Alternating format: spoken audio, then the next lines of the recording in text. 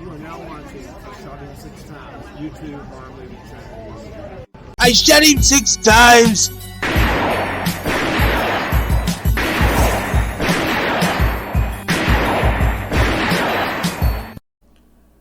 What's going on, horror fanatics? Welcome to YouTube Horror Movie Channel. As you know, I'm your host and creator of the channel, Marcus. If you have not done so already, please shoot this video a like. It helps out with the YouTube algorithm a ton. As well as if you're a new viewer to this channel, please shoot that subscribe button as well as that notification icon so you get all the latest content updates to the channel. In this video, I'm going to be doing my spoiler review for Evil Dead Rise. So if you have not been able to see Evil Dead Rise yet, or have not been keeping up with the spoilers for this film, you may want to turn back now, as this video may not be for you. So I'm basically going to do a basic rundown of the entire film, and then at the end of the video, I'm going to share my overall thoughts and opinions on Evil Dead Rise. So without wasting any more time, let's get into it. Okay everyone, we know through trailers and overall information coming out in the lead up to this film that the main setting is taking place in an apartment building in California following a family. However, the film starts off in a very familiar setting with a very familiar tone, as we see a group of friends at a cabin in the woods. We get introduced to Caleb and Teresa, who are out on the lake deck having some words after Caleb almost hits her with his drone while she was reading her book. Teresa then asks Caleb about checking on the third member of the group, her cousin and his girlfriend, Jessica, who seems to be dealing with some issues. He then responds in a manner that prompts Teresa to go check on Jessica herself, as he tells Teresa that he gave Jessica a Klonopin to deal with her issues and continues to complain about her. She goes to see Jessica lying on the bed, asking her if she could take the car to get away from Jess's boyfriend, as other friends who were supposed to show up to the cabin have failed to show up. After Jess fails to respond, Teresa makes another comment about Caleb, which garners a laugh from Jessica. Things then start to get creepy when Teresa gets back to reading her book, only for Jessica to sit up on the bed and recite the lines in it as her voice deepens in a sinister way. As Teresa screams for her to stop, Jessica does so, only to fall on the floor and begin foaming out the mouth. Trying to help her cousin, it's then revealed that Jessica is in fact a deadite, as she grabs a hold of Teresa's hair, pulling her entire scalp out, setting the tone for what to expect in this film in terms of brutality. Teresa then tries to warn Caleb on the deck, only for Deadite Jess to appear and slicing her head with the blade of Caleb's drone, falling into the lake. As Caleb goes in to save Jess, not knowing it's not the same girl that he once knew, she proceeds to kill him and toss his head on the deck. As Teresa looks on, Deadite Jess rises above the water with the title caption following behind her, capping off a fantastic opening to the film. We then cut to backstage of a rock band tour to where we get introduced to one of our main characters, Beth, as she is taking a pregnancy test, finding out that she is in fact pregnant. We then cut to the apartment building where we get introduced to our other main characters in the film, Elle and her kids Danny, Bridget, and Cassie. After hearing the doorbell ring, Elle goes to check on it, only for Beth to pop out and jump scare her as we get revealed that they are sisters. After some conversation and gift bearing, Beth shows a gift for Elle's husband, Jay, only to be met with sad faces that prompts Elle to send the kids for pizza. Elle then reveals to Beth that Jay left, and when asked why didn't she call Beth, she tells Beth that she called twice and left messages, and that this event happened 2.5 months ago, which Beth never got because she was too busy on tour. It was also revealed upon Beth's arrival that the building is getting knocked down in a month, and the family has to move out. After an earthquake rocks the area as the kids arrive in the parking lot from getting pizza, Danny realizes a hole in the ground that shows a bank vault underneath, as the building was once a bank. Curious, Danny goes to investigate.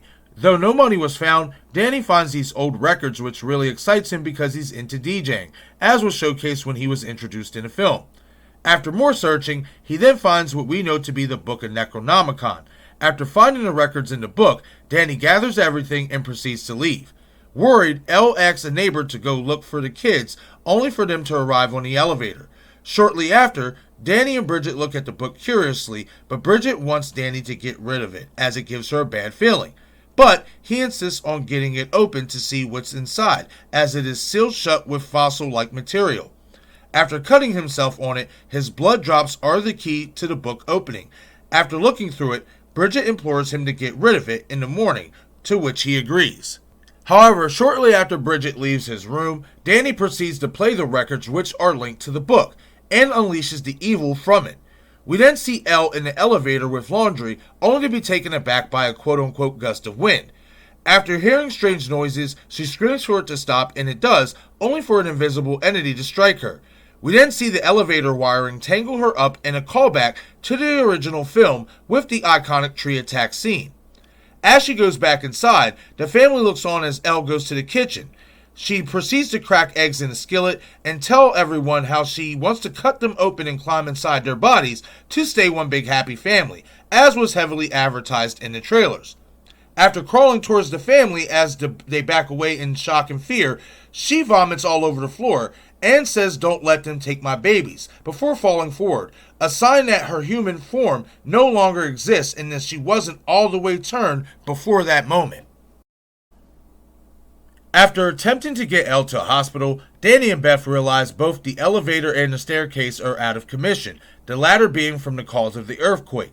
Gabe the neighbor proceeds to help place Elle into her bed and asks everyone to join in prayer. As Beth pours out her emotion to her sister, a voicemail from Elle plays pleading for help before the phone screen cracks. Elle then reopens her eyes and sits up staring at Beth as the kids look on. Beth says Elle is burning up, so they all place her into a tub of water, only for Elle to elevate, letting out a harrowing howl before dropping back into the tub. Elle then proceeds to rise her head up as Cassie says "Mom," to which Elle replies, "Mommy's sleeping with the maggots now," confirming her full turn into a deadite, a scene in which we seen heavily featured in the trailers. Chaos proceeds to ensue as Elle attacks Beth and stabs her through the hand with a piece of glass, an homage to the Scream franchise, which we have seen that style of stabbing happen multiple times in. Elle then gets a hold of Bridget, cutting the side of her face with the tattoo gun. As Gabe and the other neighbors hear the commotion, Gabe walks inside only to be attacked by Elle as she proceeds to bite his eyeball out of socket, then proceeds to spit the eyeball into the mouth of another neighbor, causing him to choke to death. Realizing the opportunity, the family locks Elle out of the apartment. Bridget then asks Danny does he think their mom looks like any of those things that are in the book, as they get into a shoving match as she blames him for what is happening. After getting the two to chill out, Danny tells Beth that he has something to show her, as he takes her to his room to show her the book and the records that he found, and explains to her the contents on what the records read. In between Danny and Beth's conversation, you see Bridget standing in the kitchen, to which her scar gets increasingly infected and spreads further on her face. She then starts bleeding profusely out of her nose and mouth, signaling her turn into a deadite. After Elle tries to trick Cassie into letting her back inside the house, to which she almost succeeds, Beth and Danny help Cassie and relock the door. Beth tells Danny to lock himself and Cassie inside of his room. As Beth goes into the kitchen, she witnesses Bridget on the counter eating glass as she is now fully turned into a deadite. After Beth attempts to throw a cheese grater at Bridget, she catches it and proceeds to grate the leg of Beth as she tries to get away. Beth responds by hitting her with a spatula in a pot that momentarily knocks Bridget out. After Danny comes out of the room to check out the commotion, Bridget opens her eyes and proceeds to chase him back into the room. As she makes her way in, she focuses on Cassie and charges at her, but Cassie eliminates her for the time being with Stephanie, a makeshift staff that she made for protection over a story that Danny told her about the bank's past. After hot-wiring Danny's record player, Beth proceeds to listen to the records from the book. Elle then makes her way into the ceiling ducts in an attempt to get inside the house. We then see Bridget reappear and pin Danny on the counter and turn the burner on before throwing up blood all over his face, before stabbing him. Danny grabs the cooking spray and aims it at the burner, lighting Bridget on fire. Elle then reappears behind Beth before tossing her out of Danny's room. Beth realizes Danny is dying as Cassie looks on, to which he apologizes to Cassie for everything that is happening. As Elle creeps up behind Beth, she says she will swallow her soul before knocking her down to the ground, hearing the heartbeat of Beth's unborn child, to which she says, "two souls," before clinching onto Beth's stomach in an attempt to harm the baby. After Cassie slides Beth the scissors, Beth lodges it into Elle's face, which is one of my favorite visuals from the film.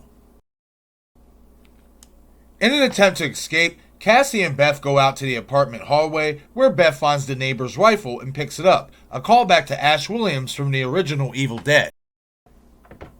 After Elle attempts to charge at Beth, she shoots her multiple times. Danny and Bridget, now both Deadites, come out and cry before laughing hysterically as Elle then proceeds to tell Beth everyone dies by dawn, as you also then hear the neighbors, who are also now Deadites, repeat that dead by dawn phrase.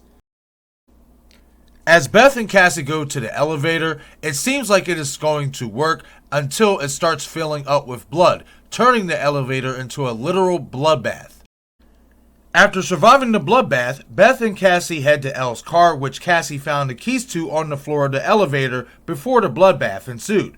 After getting the garage gate to open, Beth goes to floor it only to get caught in a ditch caused by the earthquake. Cassie warns Beth that they are coming, prompting them to exit the vehicle and hide. After realizing the gate is closing, they make a run for it and make it, only for Cassie to be drugged back in by the trio. They throw Cassie inside of the Fonda's tree trimming truck, where they grab a chainsaw in an attempt to decapitate her. Beth makes it back inside after breaking the gate down and shoots the trio, helping Cassie get away. After throwing the chainsaw at Beth to knock her down, the trio then attempt to grind her up in the tree chipper, only for Cassie to pull the lever down and turn it off.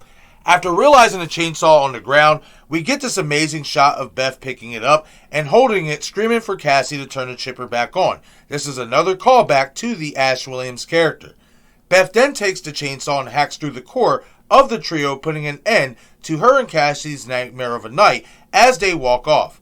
Moments later, we see a young lady exit her apartment from the downstairs part of the building.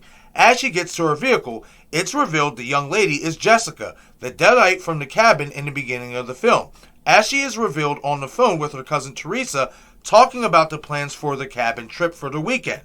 After seeing the blood on Elle's car, she goes to investigate, only to be spiritually approached by the trio as the movie ends, tying in the ending of the film to the beginning of the film, signaling we may get a sequel in the near future.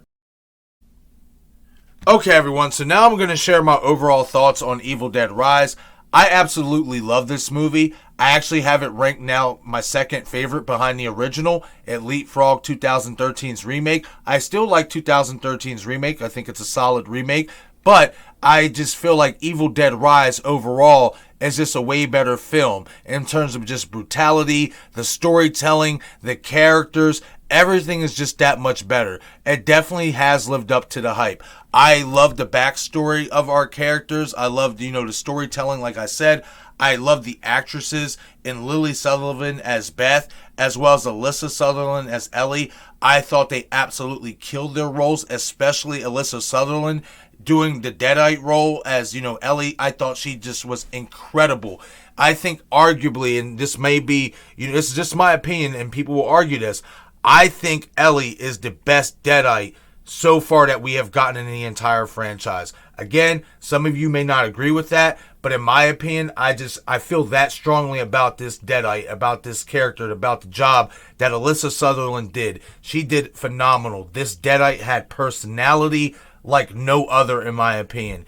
And it just was an overall fun film. It definitely lived up to the bloodbath that was hyped it up, that they hyped it up to be. And that's what I wanted to see. I love to see the movies, when they say they're going to do something, they actually live up to what they are hyping up that they are going to do.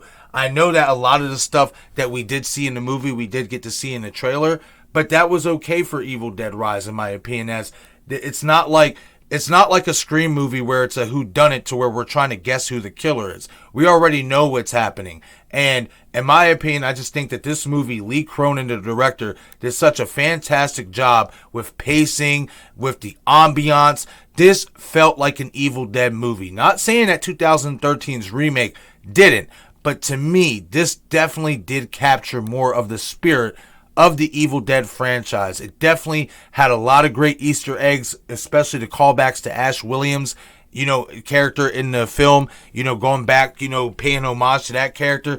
Just everything from seeing the chainsaw, seeing the shotgun, everything. This movie had it all. But what I also love is how they tied the beginning and the end together, hinting that we are most likely going to get a sequel. I know that Lee Cronin has come out after the film and has hinted that we are going to get a sequel. And in my opinion, with the way that this movie ends, basically with how it begins as well, there is no doubt in my mind that we are definitely going to get a sequel to this film. And I am all here for it. So again, guys, I really love this movie. Evil Dead Rise is the shit. If you have not gotten to go out and see it yet, don't waste any more time. Go buy your ass a ticket and go see this movie. I guarantee you, you will not be disappointed. But okay, everyone, that is it for this video. Leave a comment in the comment section below and let me know your thoughts on Evil Dead Rise if you have been able to go out and catch it. As well as let me know where you guys rank it in the franchise. As well as let me know, do you think we will be getting a sequel to Evil Dead Rise in the near future? Once again, this is YouTube Horror Movie Channel. I'm your host and creator of the channel, Marcus. Be sure to follow me on Twitter, Instagram, and Patreon. Thank you all for watching.